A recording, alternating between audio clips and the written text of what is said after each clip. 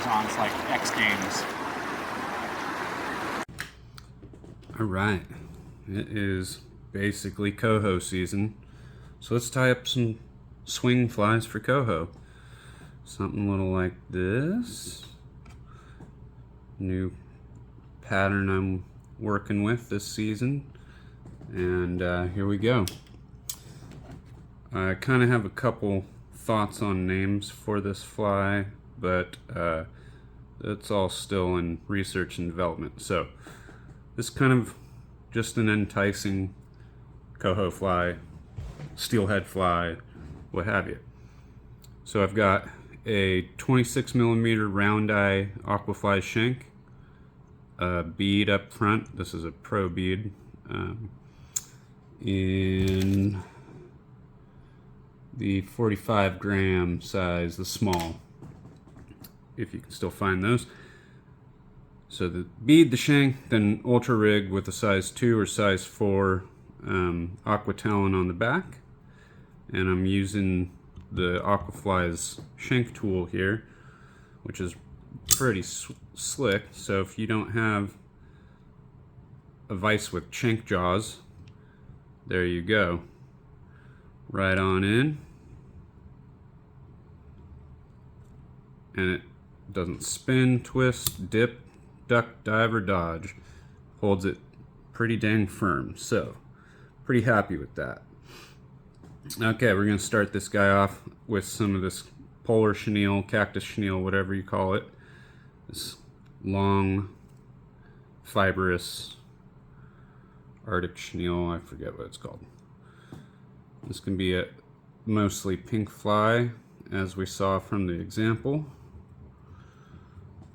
So we're going to tie that in the back, and it's going to be our body.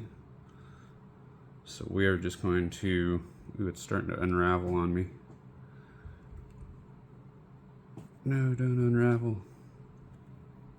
I'm going to get this guy tight wraps and kind of preen the fibers back like you would any hackle or palm ring a body. It's going to give a lot of translucency within the fly, through the fly.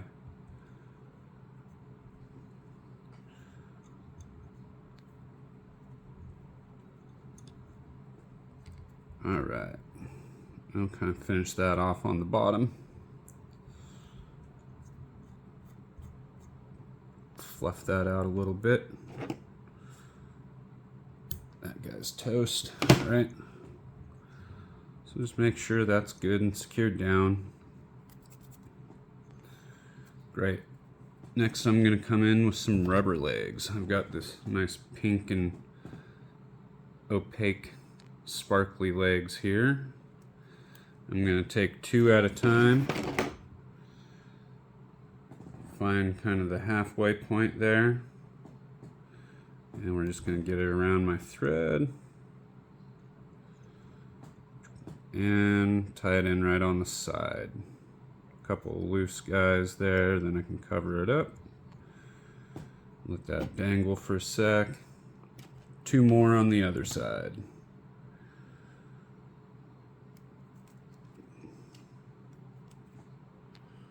Same thing.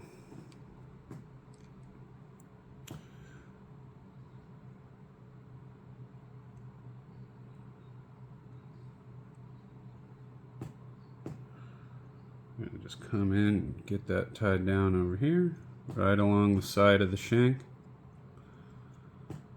Don't reef on that too hard right away, might cut through the legs.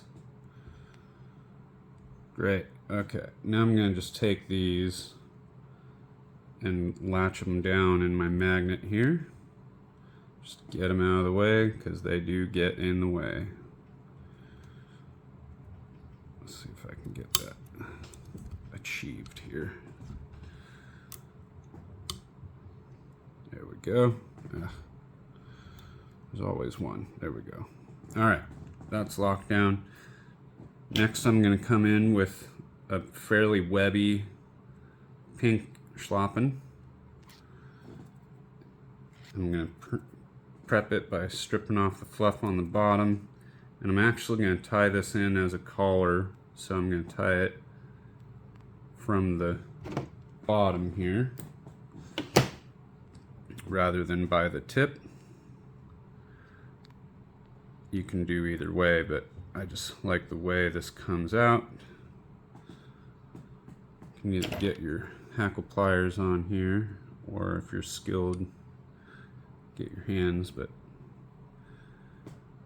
and we're just going to fold back and hackle this thing on, palmer it on. One wrap in front, right in front of the other. Getting those fibers back. All right.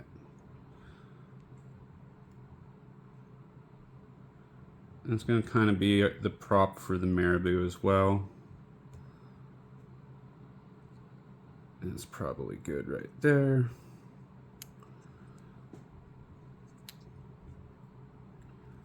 Fold it back.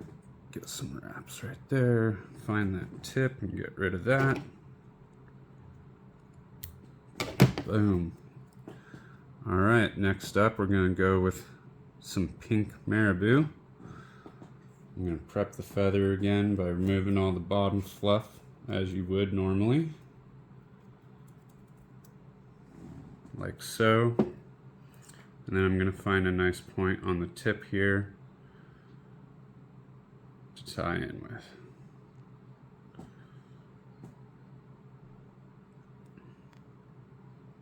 That's going to be fine. Get that kind of preen back. Going to lock that down. Trim off the tip. A couple more securing wraps so it doesn't slip out on us. Fold back and go.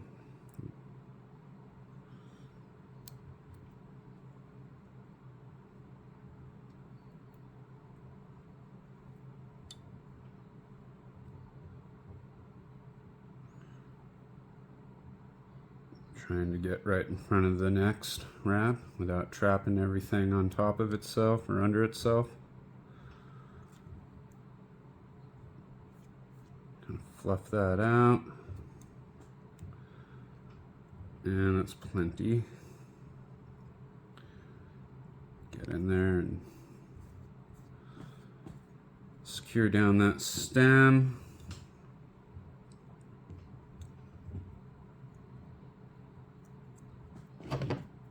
Get rid of it. Alright, make sure that's good and secure. Cool. Next we're going to add some flash to this bad boy. We've got some crinkle mirror flash in kind of this pearly blue. You could do all pink, whatever color flash you want. I just like the way this guy stands out against the pink. So I got like 4 strands here. I'm going to come in at the halfway point along the side of the fly. I'm not necessarily trying to V this over the top. I'm trying to keep it more or less on the side like you would with a lateral line or something like that. Secure that side in, bring that over, trap it down. There we go. Okay, last but not least, our wing. Some white unmottled ostrich. We're going to find a lengthy portion, the longer fibers here. I'm going to try and get maybe like an inch worth off the stem. Something like that.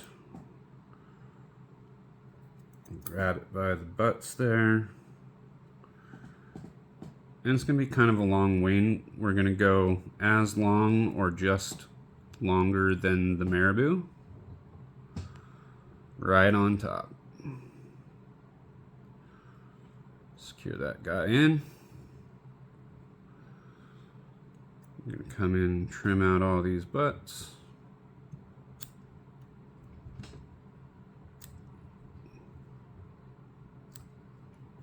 Oops, try not to clip anything else off. Get that good and covered up.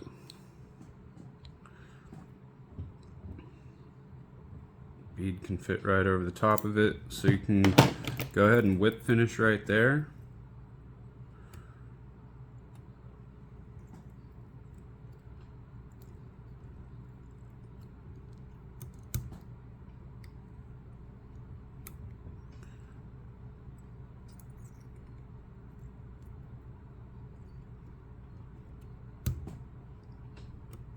Apply any glues or goos you want, and you're done. All you have to do now is pop it out of the vise, and with the shank tool, all we gotta do is just twist. It's a chuck. So with the ultra rig, we have to affix the back end here. You've got a little bit of that shank exposed, and we're gonna take and slide the tubing right on over that. Hold it in place. Got all this material in my way here. We're just going to come slide over the top of that. Get your hook up, down, whichever way you like it. I like my hooks to ride up. And there you go. We have our finished enticer. Let's see. Try and get a good shot of this. There you go. Go swing for coho. You can use this in winter for steelhead and tie in any color combo you want. And it's a steelhead fly, it's a salmon fly, it's a whatever you want fly. Time smaller for trout, and away you go. Hope that's helpful, and thanks for watching.